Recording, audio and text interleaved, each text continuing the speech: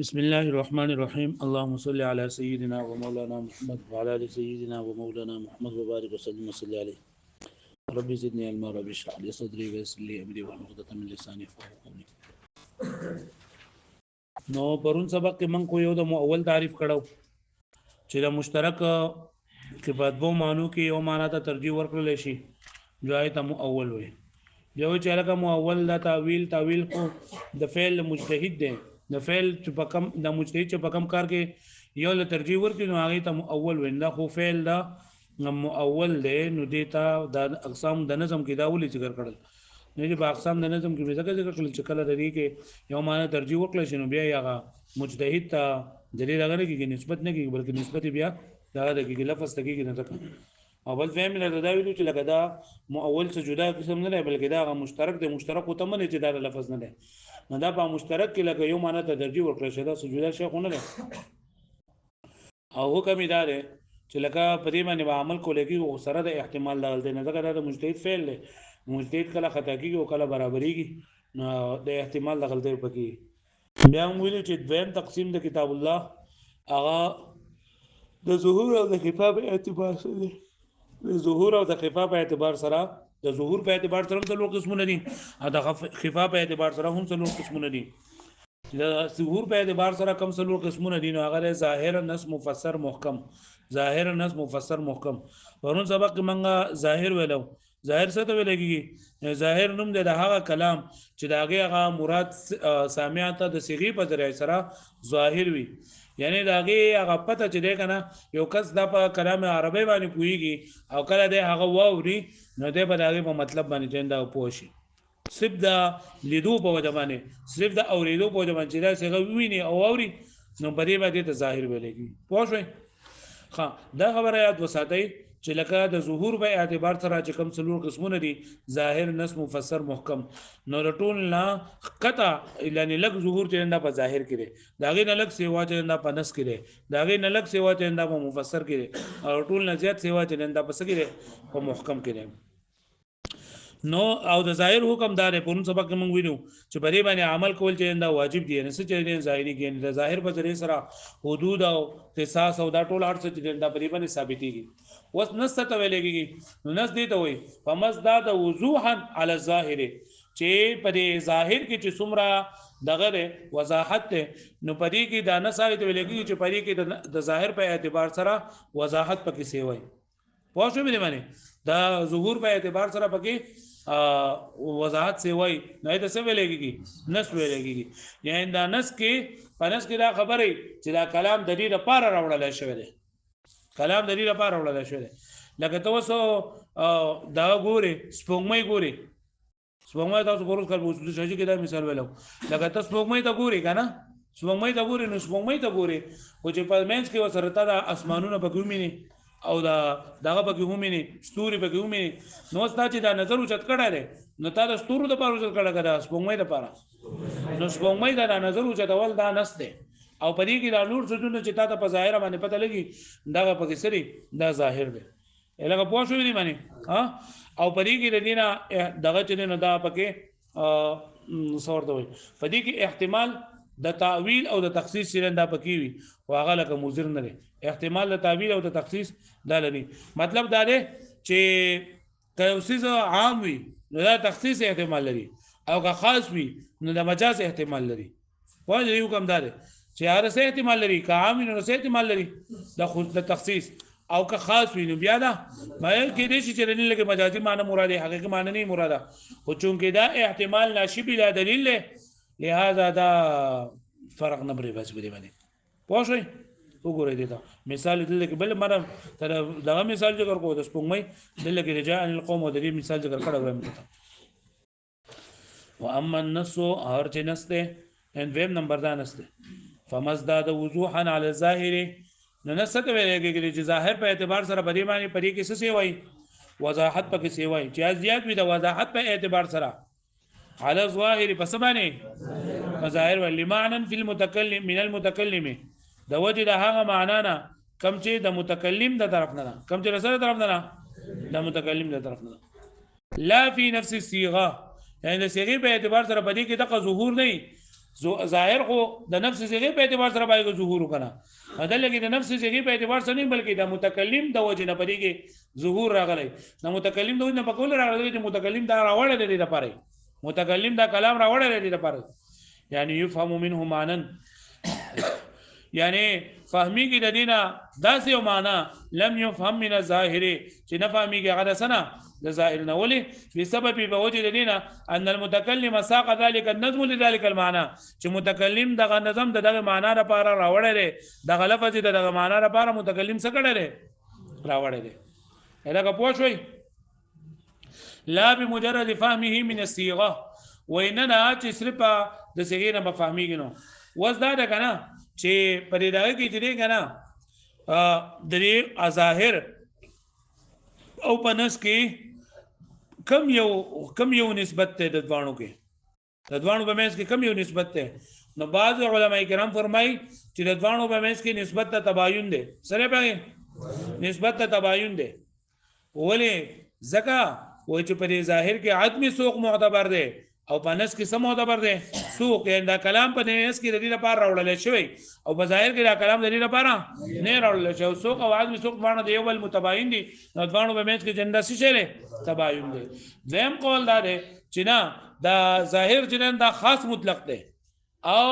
نس چې دا سره عام مطلق ده پوښوي لکه ظاهر کې صرف دا چې دا کلام د دې لپاره راوړل کېږي که سوق پکې یو کنه خو دا دغه چې نسو دا خاص دی چې په دې کې سوق چې دا به معتبر دی ظاهر عام دی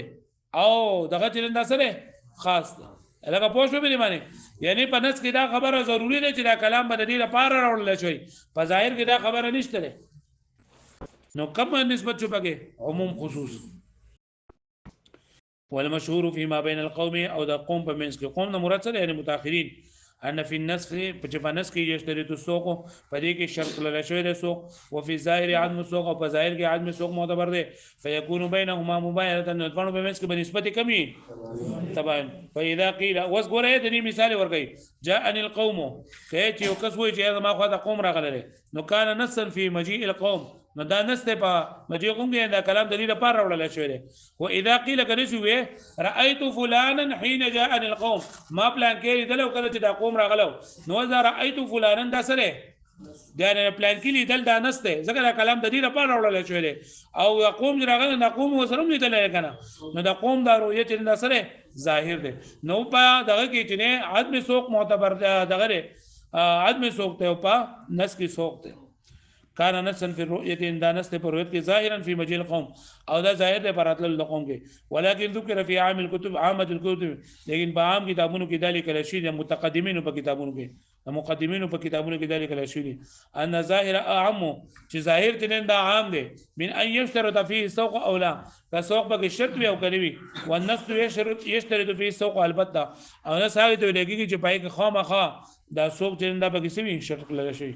فهكذا حال كل قسم من فوقه من المفسر والمحكم او دغه شان دي قسم دغه شان دي خبره ده کنه دا په هر یو کې دا په مفسر کې او په محکم کې به ټولو کې یعنی هر ادنا جنن په اعلی کې مونږ لګيږي هر ادنا او په اعلی کې نو هر ادنا جنن دای کې دا به عام او اعلی جنن دا بسوي خاص به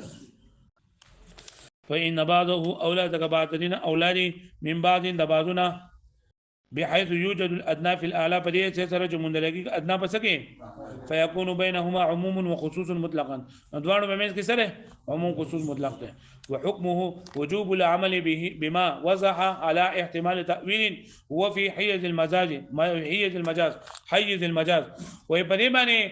د دې چې سهم واضح کیږي نو پای باندې عمل کول واجب دي خو سره د احتمال د دین چې را د تأویل یا د تخصیص یا د مجاز احتمال بلري یعنی که عامو جو د تخصیص احتمال بلري او که خاصو جو د احتمال بلري د مجاز احتمال بلري خدا د دې په هغه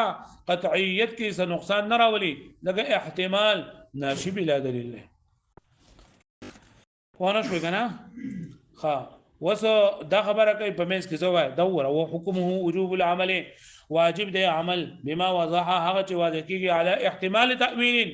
سره د احتمال تأويلنا هو في حيز المجاز چې هغه په مجاز کې لکه ته ما توسو یا کنه وتا کومه د تخصیص خبره وکړه دا مجاز درته وکړه او دې کتاب کو خدای یو لیکل ايه ورسو تمام ايه حكم النص وجوب العمل بالمعنى الذي وضح منه واجب دي عمل په هغه سره کوم چې واضح کیږي دلینا ما احتمال تاويل كان في معنى المجاز چې سره د احتمال تاويل نه چې په معنی د مجاز کې وهذا التاويل قد يكون في ضمن التخصيص او دا تاويل دا کله کله په ضمن د تخصیص کې وکړه بان يكون عاما يحتمل التخصيص چې دا عام یو احتمال لري وقد يكون في ضمن غيره او کله کله په ضمن د غیر کې بان يكون حقيقه تحتمل المجاز چې دا حقیقت او احتمال لري دا مجاز لري فلا حاجه الى ان يقال حاجت نشي دا بقول شي على احتمال تاويل او تخصيص كما ذكر غيره چې نور خلقو وسره دا ذکر کړی دي د تاویل نه چې تخصیص په کوم لیکل دا په کې سب دا مجاز ولیکو تخصیص ونه لیکو پوه شو نو دا خبره مشهوره ونه لا لگا نه لیکل ولما احتمل هذا الاحتمال النص